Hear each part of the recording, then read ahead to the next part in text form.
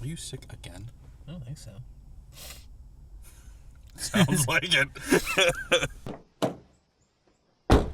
Well, that was a movie. Hello, welcome back to First Thoughts. I'm Simon, this is Justin, and today we're giving our first thoughts on Die My Love, which was directed and co-written by Lynn Ramsey. It's based on a book by Ariana Harwich, and it's starring Jennifer Lawrence, Robert Pattinson. It's also got roles by Sissy Spacek, Nick Nolte, and Lakeith Stanfield. It's described on IMDb as a dark comedy, again. It's also psychological drama, psychological thriller, drama, thriller. So this premiered at Cannes, I believe. It showed at Cannes a while ago. Like I said, Jennifer Lawrence, Robert Pattinson. This director is known, but I have never seen any of her work before. But yeah, I guess I'm going to have to, because this might be the new best movie of the year. This was phenomenal. I love this so much. Justin?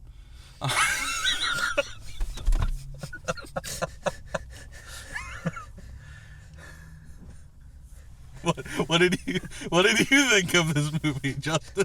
This was a ride. Oh God, I wanted to keep a straight face so bad. I was really trying. Is he serious? I had a whole paragraph in mind of what I was gonna say about how good it was, and then I was like, I'm cracking up already. I have to move on. Hey, you give yourself a second take. The moment's passed. This is a movie. Okay, positives. Jennifer Lawrence is a phenomenal actor. I love her. She's great in this most of the time. There's some really weird writing that affects everybody's performances, but she manages to be mostly great in this movie. She's very good. Robert Pattinson, I've always been a bit iffy on, and in my opinion, he often leans toward overacting, and this writing also, I feel like, and maybe the directing, maybe it was like, because it says dark comedy, it doesn't really feel like a comedy, but some of the directing was like, hey, be goofy, be crazy. Yeah. And Robert Pattinson especially really leaned into that at times, and it just felt like the wrong choice. Nick Nolte, I love him. I didn't even recognize him. I don't know. I feel like I need to check now if he's got like Parkinson's, because if not, he was phenomenal at acting like he did. Oh, he does. Oh. That's sad. Well, that's cool that he's still able to act, even though he's got that. Because he was able to deliver a really cool, although brief, performance in this. There's him, Sissy Spacek, like I said, and Lakeith Stanfield all have very limited roles. Really, anybody but Jennifer Lawrence, you don't really see them as much as you might want to. Robert Pattinson is definitely in this film the second most, but even him compared to Jennifer Lawrence, he's probably got around half the screen time of her. It's dramatically less than I was expecting. I did definitely expect to see him more. Nobody else, really. But him, more than we did. So the plot of this, and there is a plot. So it's following a couple in the postpartum stages. And you may have heard, it's a pretty common thing that gets talked about, but like postpartum depression. Apparently there's postpartum insanity, I guess. Listen, depression, that's the first stage. You hope it stops there. I guess. I don't know. But yeah, so Jennifer Lawrence and Robert Pattinson play this couple that are living in the middle of nowhere at a farmhouse that was Robert Pattinson's uncle's house before he killed himself. Shot himself in the ass on purpose. Maybe. I don't know if that's true or not, but that's an assumption that gets made. She didn't answer, so we're left to believe it was the ass. I like to believe it was. And it's a bold choice. And it's just one of those, kind of descent into madness kind of movies where Jennifer Lawrence, she's dealing with this postpartum depression, and then it just keeps spiraling from there. And I don't know.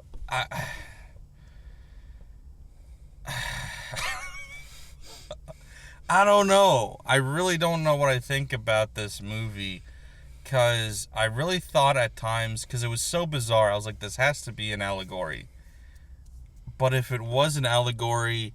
There's so many other things that just don't make any sense. I'm lost for explanation for half this movie. Yeah, and it's the back half, too. This movie, it seemed like you understood where it was going in the first half. Mm-hmm. Maybe not completely, but you could see the trail you thought it was, following. And it still followed... To an extent, but oh my gosh, did it had go a off lot the of rails. superlatives. Yeah. A lot of just making us question what's reality. Yeah, what's reality, what's not. Because there's definitively moments that are not real. And you can tell that by how they film it. That there are certain moments that are like, oh, that's her psychosis, her imagination, something. It's not real. And you know that for sure about 2 moments, but there's about a dozen more that it doesn't let you know if they're real or not. And I'm like, There's some I things that hope they're not. Don't seem real. Mm. Blend into real things. Mm-hmm. With just... The second half is just real odd. The whole thing is, but yeah, the second half it definitely, I guess, it takes it to another level. Yeah, it builds, but it also just doesn't at the same time, or maybe it just builds to nowhere because it was so unsatisfying. Like I don't feel like I gained anything from having seen this other than Jennifer Lawrence being awesome. Like I gained that, sure. Always enjoy seeing her, but it's not like her best performance either. I've definitely seen her better in other things. So, and that's not necessarily her fault. Like I said, this writing was a lot to get through. I don't know. That's why I'm just it kind of reminds me in a weird way. I forget the name of it, but there was a movie back in, I think, between 2019 and 21, somewhere in that range. There was a movie starring Vanessa Kirby and Shia LaBeouf. The movie starts with her giving birth, and it's actually a really cool scene because it's one continuous shot for 15 minutes or something. It was a long shot to start the movie. The baby dies in childbirth, and so she goes into a really bad postpartum depression. Shia LaBeouf fucks off, and then the rest of the movie is just her being fucked up for the rest of the movie. And this kind of reminded me of that, where I was like, okay, Vanessa Kirby, Jennifer Lawrence, both awesome. Robert Pattinson and Shia LaBeouf both have potential to be awesome, but just didn't do anything. Mm-hmm. And then the rest of the movie, you're left wondering, okay, why am I watching this still? Like you said during it, you thought it was going to end 6 times. And yeah, I was I was waiting for there to be something worth watching for the last hour. I mean, I failed to see the point. Unless the point is women are crazy, but also in an empowering way. Listen, it kind of felt like there was a little bit of that in there. Women are allowed to be a little bit crazy. I was like, what are we trying to say right now? Listen. Women struggle sometimes after pregnancies. Okay, and we need to understand.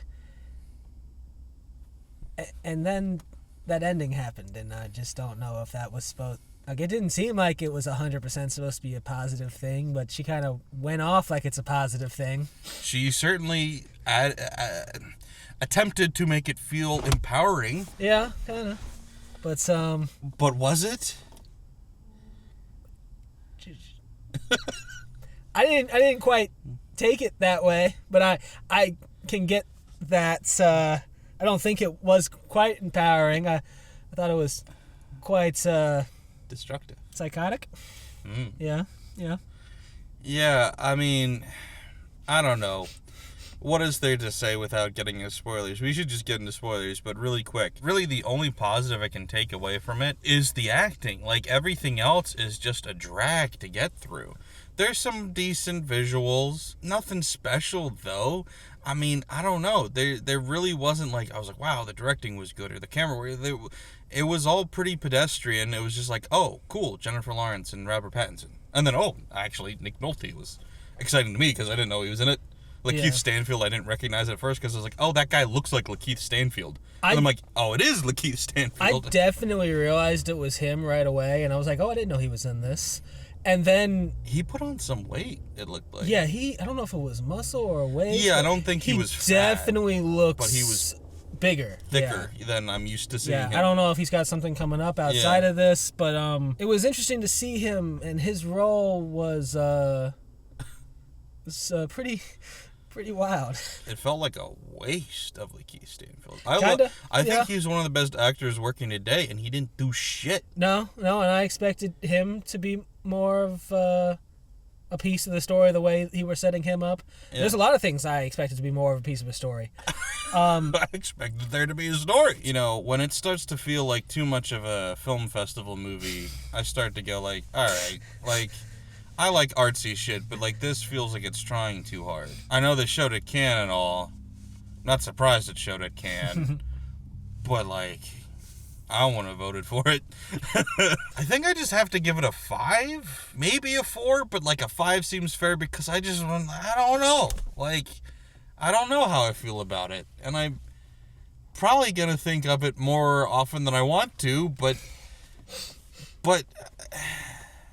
it'll just be a fleeting thought and then it'll be gone again. So I feel like a 5-ish. I don't know. Yeah. I don't care enough to think more about it. I think the 5 is fair. I almost want to see it again, even though I know I probably never will. Yeah. It's that out there. Yeah. That I almost really feel like I need to see it again. I just don't have really any intention to sit through it again. I totally get that. I totally relate where it's like, it's weird enough that you want to be interested because the weirdness of it is intriguing, but it's like, but I don't think that equates to quality. No, It I'm not was saying just, that. it was interesting. It was an experience, which is why it got into a film festival like Cannes, I would imagine, is like, it's something that you haven't seen before, even though I've seen plenty of things like this before. We're getting into spoilers because we just want to talk more about it, because it's weird. So if you don't want anything spoiled, you should click away, go watch it, come back, and we can talk about it then. Otherwise, hang out, and let's, talk through whatever this was. Thanks for watching, guys. Please don't forget to like, share, follow, subscribe, all that. Thanks. Bye. So, yeah, fairly typical plot on the surface. If you just say the plot, simple, easy. Like we said, she's got depression, which leads to temporary, hopefully, maybe insanity. It seems to be permanent, but regardless. Yep. Seems pretty strongly permanent. We're playing fast and loose with the timeline here, so it gets confusing. At one point, they get married, and we thought for almost the entire scene that it was a flashback until the baby showed up, and we're like, oh, okay, not a flashback, I guess. I was convinced, because it wouldn't have been the first time in the movie they had just flashback and then just told a story that had nothing to do with anything, and we went, okay, cool. Like, there's multiple things that you're like, yeah, normally if you do a flashback, there's a reason to flashback to something, but it was constantly like when she goes to the beach and then she has a dream sequence about all of these traumatic moments, and I'm like, why didn't we just show those moments when they were happening? Why are we seeing them now? Because plot ends up getting to this point. I shouldn't get ahead of myself. Because she goes crazy one too many times, finally Robert Pattinson checks her into a psych ward place, like a rehab. We barely see her in the rehab. We see one scene of her in therapy, one scene in her room, I think, and then she's out. And so, okay, this is going to go to shit again at some point. She literally just walks out, and it didn't seem like I thought it was a visitation, Same. and then she left. It did not seem like she was getting discharged at all. No. It's like, you got committed. I don't think you're allowed to... Yeah. It's at least 72 hours. You gotta stay in there. And so, yeah, it was just confusing with that. Then she seems healthy, but it's like it's too good. Like I said, I've seen a million of these movies. My thought is she's going to kill herself because this is not going to end well. She is clearly not sane. She's just in a good mood because she's bipolar is what she is, I think. It seems that way. And so just because she's happy right now doesn't mean anything because that's part of being bipolar. And so, yeah, it seems like everything's going okay. And then you cut to the scene at the beach. And that's when I thought, this is when everything goes to hell. And then they have this weird thing where some random strangers, these teenage girls, come over, ask to take their baby away, and they go, yeah, take the baby. That was odd, but I was like, okay, they were like right in front of you. I was like, if everybody keeps their eyes on, no, maybe I'm not fucking. I wouldn't have done it either. No. But I'm like, okay, maybe maybe this is something they would have done back in the 80s or some shit. Sure, yeah. Yeah. Let me crack open another beer while you take care of my kid. Yeah, but anyway, so then she ends up falling asleep without her baby there. That's even crazier. And then we have the series of flashbacks of traumatic moments. Well, not all traumatic moments. One of them is like a nice conversation between her and Nick Nolte. That was fun. But then from there, that was a dream within the dream from her waking up while in the psych place. And then it's not all literal memories because at one point she's like walking through the halls naked, I think, during this sequence. Maybe that's later. I think that was during that sequence. And it was just like, this is so confusing and I don't know what any of this is. But then the second she wakes up from that, it was like she had regained memory or something, because like it was like, oh, I remember all these traumatic moments and now I'm insane again. And I was like, what? And then they throw a party for her, which makes everything worse, and she starts to go even crazier. But then her mother-in-law tries to like cover for her, and like, cause she's toasting to dying. Yeah, it was like live long and burn out or something. Yeah, may we live long and die off. Die off, yeah. And everybody's like, what? Because the last time they saw her, by the way, she stripped and went swimming. So they know she's insane. But like. Even still, they reacted pretty fine to both those things. He didn't, but they all... Yeah, he had a heart attack. He didn't react very well. They all reacted pretty fine to her in the pool, not well to his heart attack. And then, at the end, it barely even seemed like they register the live long and die off besides the mother. They were all on the brink of panicking when then the mom-in-law covers for her and goes like, yeah... We'll all toast to that. And that's when it felt like there was like an empowering moment where it felt like it was trying to say, we're all a little bit insane and that's okay. And I was like, what are we saying here? But then she runs off and Robert Pattinson follows her. And then they have like some sort of a reunion of sorts where he's like, where are you right now? And she goes, I'm right here. You just can't see me. And I was like, oh my God. Wow. But then it feels like they've kind of like started to understand each other a little bit. You're like, is this going to be a happy ending? Because in what universe is this a happy ending? And sure enough, she then just goes like, done with this, fucks off into the woods, takes off all of her clothes again, and burns the woods down. Maybe literally, I don't know. I didn't think it was literal. Yeah, I didn't think it was literal either. And then he's like following her into the forest fire.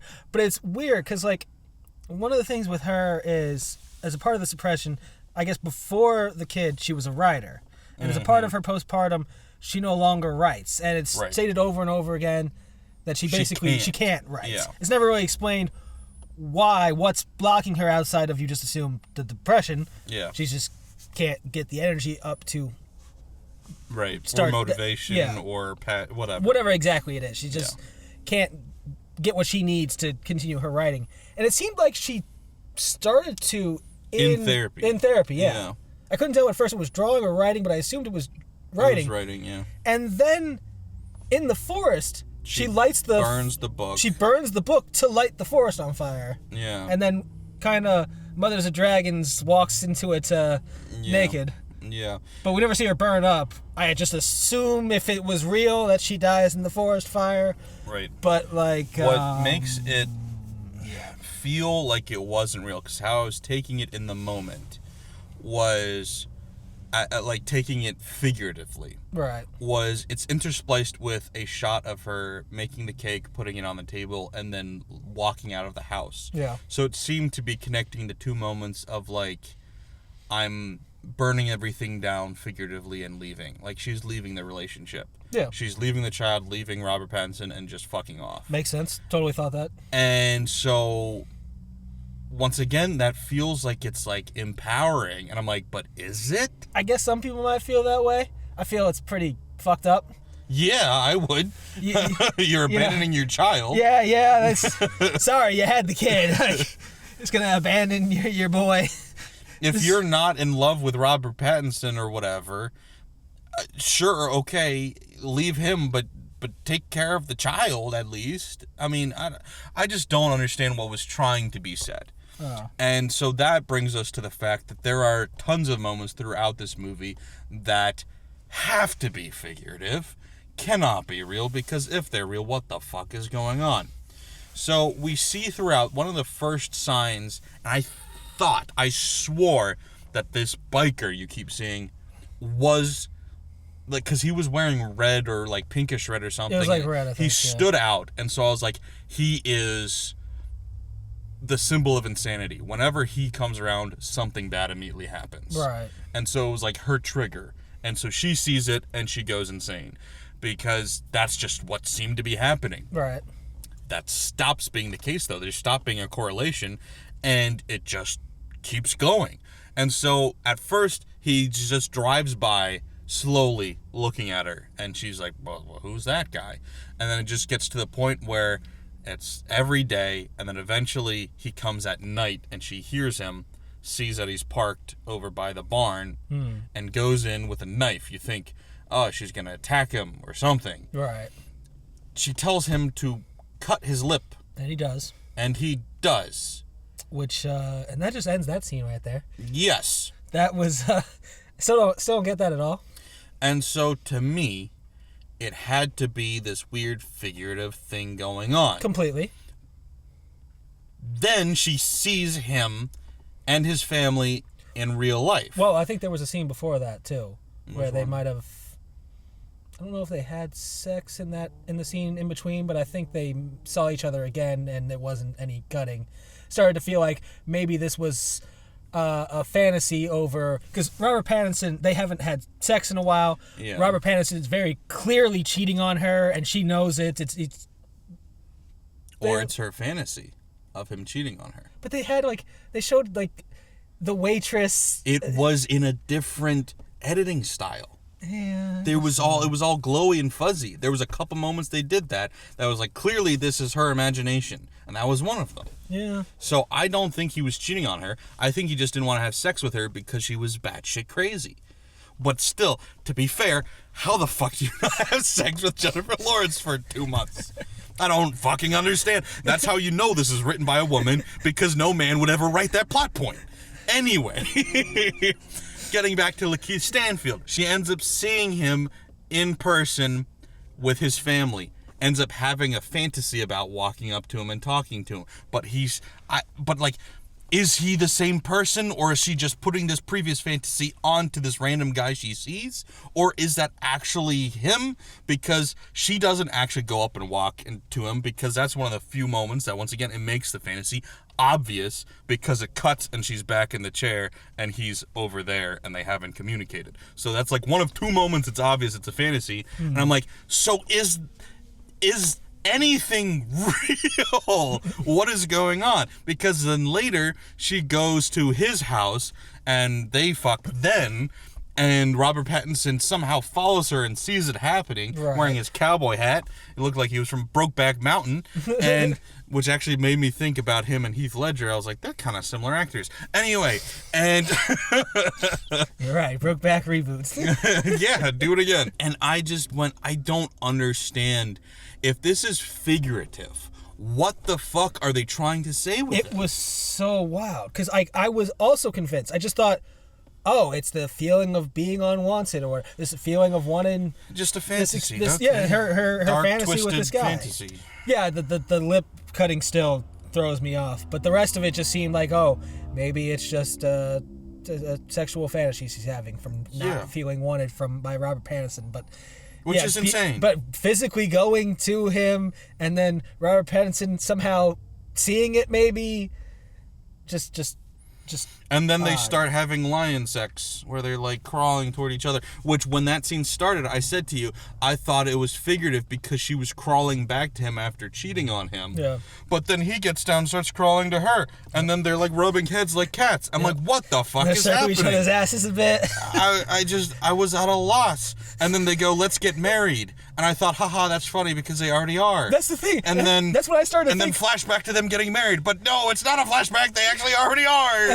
But as soon as they went back as soon as they did the started the marriage scene and we thought it was a flashback, I started to think, oh, maybe the crawling thing was a flashback too, and maybe that was just like back in the day where they were more in love and they did the freaky shit together. But no, that's just in time, and then they get married again. But it, she has another freak out. I don't understand the point of anything. All I know is that women be crazy. That seems to be the point of the story. Is me. I mean, I don't know. Is it more nuanced than that? Because I didn't pick up on anything else. And like, it was just weird how it seemed to be like she's so insane, and then the ending goes like, but isn't that hot that she's crazy? I'm like, no. But now she's free. Yeah, great. Free to be absolutely batshit insane. It's just, I don't really get what it was going for there. No. It's just like, okay, this whole time she's crazy and he's out the house so much and he's like a trucker or something. He's not focused on actually fixing this relationship. He seems more focused on just trying to push through whatever issues. And they're both very selfish and not listening to each other. Like, they're not being partners. Like, they apparently had a conversation about getting a cat and he gets a dog. And then they're not communicating, and then they get into a car accident and the dog's hurt, so she just kills the dog. Like, which, I will say, I very much thought she was going to kill the dog. Mm-hmm. I did not actually see the movie giving her a somewhat justified reason for it. I just thought she was going to old yell the shit. Yeah, because the dog's annoying as fuck. Yeah. I would have... when it was just crying all night and then she goes to get the gun, I was like, that's fair. That's fair. I didn't know it was crying because it was hurt. No, me neither. Because, like, you see the accident, right? And I thought... Also, why the fuck did Robert Pattinson pee immediately after the accident? I was waiting for an explanation for that. They just get into an accident, they hit a horse while driving, they're stunned, they look around, and then Robert Pattinson goes... And I was just like, why did he do that? He's outside. He likes to pee outside. Apparently. That's just his thing. That's what he does. That's the one characteristic they give him, is that he pees outside. I wouldn't have been surprised if, in 5 minutes after we left, the movie starts back up and he's in the forest or they're burning down and he's pissing on the fire. Yeah, that's what he should have done. He should have been the piss for her fire. Ain't that romantic? But yeah, like, I very much thought she was going to kill the dog, just not because of the accident. And when the accident happened, like, they get out, they're hurt, clearly, right? It makes sense that the dog's hurt, but it didn't seem like the dog was hurt when they all got out the car. And then when he's rinsing the blood off the car, the dog is just lying there. Yeah. Like, I know the dog doesn't move when he sprays it a little, but, like, I didn't catch that was meant to be, the dog is so hurt, the dog is, put me out of my misery, essentially. Yeah, I didn't get that either. But I guess that was the case, and she went and did it. Crazy that the other dog dug the first dog over the end. And she runs in. It's like, we killed a shot dog. a dog. Yeah. It's like, damn. Yeah. I don't know. Maybe I've been to too much therapy, but crazy women scare me now. I was not into this. Show me this movie 10 years ago, I'd be like, love of my life right there. I'll follow you into a burning wood. Man, I don't know. This wasn't for me. See, there's no way in hell my mom would ever see this movie, but I wonder at times, because, like, my dad's bipolar, and for the first many years of my parents' marriage, my dad completely hid the fact that he was bipolar and also was not on his meds. So I know that was a large part of the reason behind their divorce and all the problems they had when I was growing up. And I just wonder, is there anything that seems familiar here? Well, I'm sure. Maybe some, but, like, some of it's just so out there. It starts to steer away from what I expect from the depiction and from what I've heard from years of just him describing being bipolar over the years. Yeah, I mean, I know it's not the same for everybody, but, like, that's some of the stuff was... It was definitely a very severe case. Some of it seemed pretty legit. I mean, like, her tearing apart the bathroom was normal. Normal for bipolar. I don't know, even shooting a dog, I feel like that would happen. Like, you can get pretty crazy off bipolar. Yeah, she never seemed crazy manic, though. She really only had that one, like, high. Yeah, depression the whole way through, but never really manic. Yeah, I really thought they were going to lean more into the loneliness of it. Because, like, that would make sense. Is like, now, like, it's lonely because your husband, apparently boyfriend, is gone. You're left alone with a baby and a dog you don't want. And you're supposed to be happy because you just gave birth to a baby. But you don't feel happy, and so it's really easy to get depressed. Also, not to mention all the physical things that just happened to you and the hormones and all of that. That's why it happens. But, like, yeah, I mean, that all made sense, and I was expecting it to lean into more of that, but it just felt like she was just batshit. And then you start to get into her childhood, and I was like, is that it? But then they don't expound on that. There's just one story about her having abandonment issues as a child, which didn't even make sense, because why would she have abandonment issues for overprotective parents? It sounded like, because I couldn't remember what the ages were of the exact. I know she said her parents died when she was 10. Right. But, like, it seemed like at one point she, like, kind of wished her parents were dead, and then her parents died. Yeah. Maybe there's some, like, deep guilt there. Maybe. In addition to being bipolar. Yeah. I don't know. It didn't feel like it was saying anything clearly. It just felt like a bunch of shit happened. And it was out of order inexplicably. Like, I'm cool with non-linear storytelling, but, like, there should be a reason for it. I don't feel like it was. This movie just felt like a collection of thoughts. Yeah. And I was just like, the writer just didn't actually ever put any of the scenes they thought of in order. They just went, these are all the ideas I have, here you go. See, I really thought they were just going to... The flashbacks were just going to be, like, showing just some of the good times, some of the passionate relationship they had leading up to a reason to care about them. Yeah. No. But since I guess it focuses so just heavily on her, I guess we don't need to see that. I would have preferred it. I really thought this was going to be the struggle of their marriage and the things that they're doing to each other. And if he's not cheating on her, at the very least, is negligent the right word at the beginning?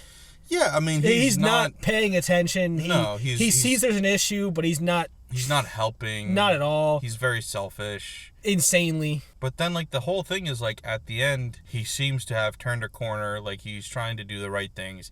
And maybe you could argue, but they don't spell this out, so I'm just guessing. But it could be like the dog all over again, where he's doing what he wants, pretending it's for her. Where it's like, I got the truck I wanted. I redid the bathroom how I wanted. But it's like, it looked like he was putting an effort.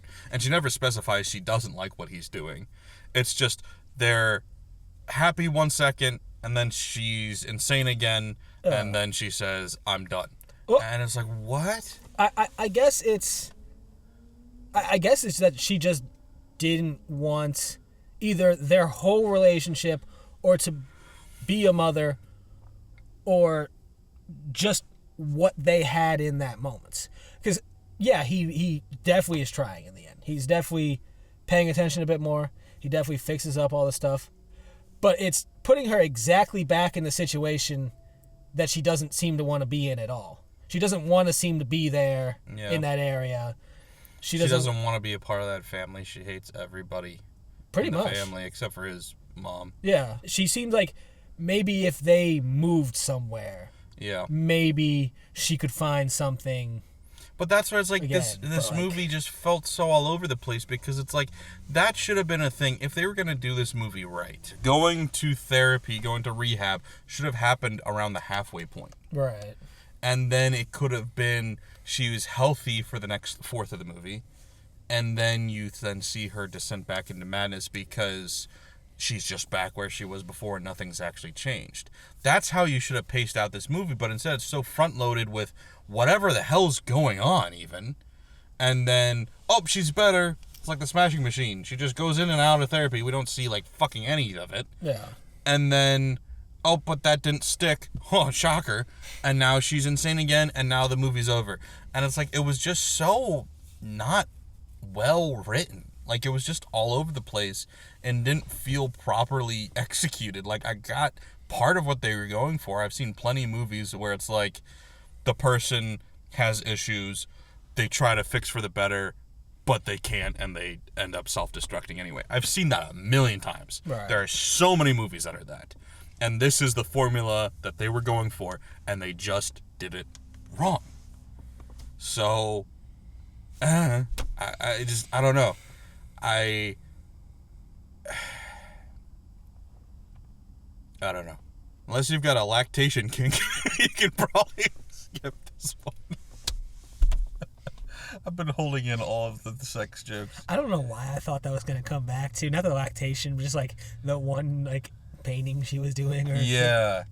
That felt like it was symbolic for something too, but it didn't say anything. It was just mixing the black ink with the white milk, and it didn't do anything.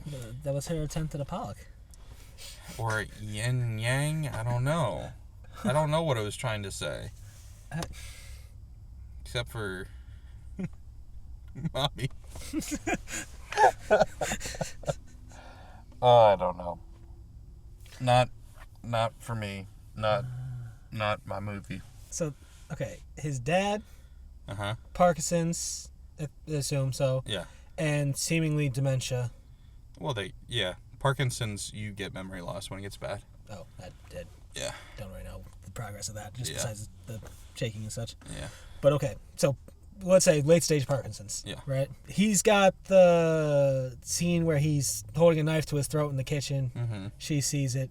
Nick Nolte was probably my favorite thing about this movie, by the way. He was really interesting. enjoyed And his other appearances later were also interesting. Yeah. I don't know. Thought there'd be a bit more, but then the whole thing lacked a little bit of meaning. yeah. And then he's dead, right? Uh-huh. So now the wife's distraught. Which actually, by the way, that scene, the post-funeral scene, where like they're trying to hook up, but then they're too sad, was such. I'm sure this has been done in movies before, but that's a very common thing where like post-funeral sex is very common because people, when they're really depressed, just want to feel happy and don't know what else to do but fuck, kind of thing. And I was like, that's interesting because I feel like I've never seen that portrayed before. Not saying it's the first time it's been portrayed. I'm sure it has. Right. But I've never personally seen that on film before. I was like, cool, relatable moment right there. Anyway. The mother, she starts to lose it too after the... Once again, thought they would delve more into her and her mattering. because she's sleepwalking. She's with carrying a a gun. shotgun. Yeah. Like, he used to hold it all the time, so now she holds it all the time, and right? then goes sleepwalking across town with that shit. Yeah, and then wakes up. I thought she was going to shoot somebody in her sleep. Or somebody sees her or something. Something was going to happen. And then this all seems like it's just a setup for Jennifer Lawrence's character to get the shotgun from her to go kill the dog. Like, it just... Maybe it's because it's based on a book and it's one of those things where it's like things mattered more in the book, but in the movie they don't. Because that felt so pointless. It was literally just an excuse for her to be up in the middle of the night. It's interesting. All the women essentially said the same thing about having a child in the first year. Essentially, you just go fucking crazy. Yeah. But eventually you come back, and I don't know if it just hits different people differently. I'm sure it does. I'm sure it's harder for some people. She's just not coming back. I mean, we don't get a real good timeline. Also, it hasn't been a full year. It's been, I would guess a couple of months. I would think so. I mean, the baby's pretty big, but it's a movie, so I don't know. Yeah, I have no idea how long it's been, but I think the baby shrank at one point, too. I think the baby was smaller when she got out of therapy than it was when she went into therapy, but anyway. That baby wasn't available anymore. I could have been seeing things wrong, but I'm like, that baby shrank, I think. We gotta look alike. Maybe we're just not the demographic. Maybe if we were women, we'd be in tears right now about this, but it's not for me. Maybe we're just reading it all wrong. It's not even a positive thing about her. It's like, no, what are you guys talking about? She was crazy. She's just fucking insane. That's the point. No, I'm anti her. You're not supposed to root for her. Women being pregnant, giving birth, it's not even a big deal. Just act normal, okay? Get over yourself. Listen, you got a kid, get over it. Suck it up. Speaking of which, by the way, Turn it off. Who in their right mind? I've never heard the story a couple having a baby and then the man isn't like. This was the opposite of like what I usually hear is like the guy is like, okay, when can she have sex, So, kind of thing. I And in feel- this case, it's like he wants nothing to do with her. I feel like I've heard some stuff like that, which is why I thought the cheating on her made sense. Yeah. Because, you know, pregnancy can change your body, can change Yeah. your sex drive. He might not be deeply attracted to her anymore. I know it's Jennifer Lawrence. I know it's Insane. crazy. Insane. It's wild. But, like, you know, let's say in this fantasy world, he might not be attracted to her I anymore. feel like most guys are more attracted to their wives after childbirth. I would think... I feel like that happens more often. I would think it might be more often, but I feel like in stories, I feel like I've definitely heard of the husband, you know, Back in like you kind of, like you the kind of, 50s or not whatever. saying it, but like, I'm kind of repulsed by you now. Not Yeah. saying it exactly, but like, I feel like that's kind staying of like away from you to... an old school way where it's like my woman isn't attractive anymore because she put on weight, whereas nowadays guys are like her tits got bigger, her butt got bigger. She's not doing her hair and her makeup outside of the people who put the makeup on her for the movie anymore. And I just she's feel wearing like disheveled clothing and the also house when is you just- unkempt. and- you love a woman, I feel like them giving birth just like for some reason it's probably just a chemical reaction, but you're just like, and they're amazing now. Yeah. So I just feel like I And- just don't buy the nut, but whatever. And I don't know. and that's why some of that stuff was like his time away with his job and Yeah. potentially cheating on her with that waitress. It started to make some sense to me at the first, but then it focuses almost entirely on her. Yeah. Any So- interesting possible idea just isn't. Because like we keep seeing the condoms Executed. all the time, and he's got the crazy excuses for the condoms. Like, oh Maybe no, he that's is that's gay that's because the whole thing about like, oh, they're Joe's or whoever's. yeah. I'm like, And it's like, oh, so you're gay. You guys really are close, right? it was the craziest thing. I'm like, this is the worst excuse I've ever heard for cheating. Yeah. No, those aren't mine. Those are Joe's. Just the random condoms. You've seen them before.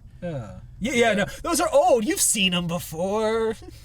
It's like, Yeah. what? I don't know. We were pregnant. I'm not saying he wasn't cheating, but they never outright said he was, which is the confusing No, part. they didn't outright say it. She assumes that he is, and then Yeah. they do that scene where it looks like he is, but is it real? Is it fantasy? Yeah. And then all the condoms. So, like, Yeah. I think he probably was, at least at first, maybe. I don't know. Occasionally on the road trips, because they don't really explain his job, but he seems like... I think he was a trucker That's what I thought, too. because he's driving across states for days at a time. Yeah. They never show him in a truck. But No, but that's the kind of job you assume for that. Yeah. I don't know. That's what we had to think.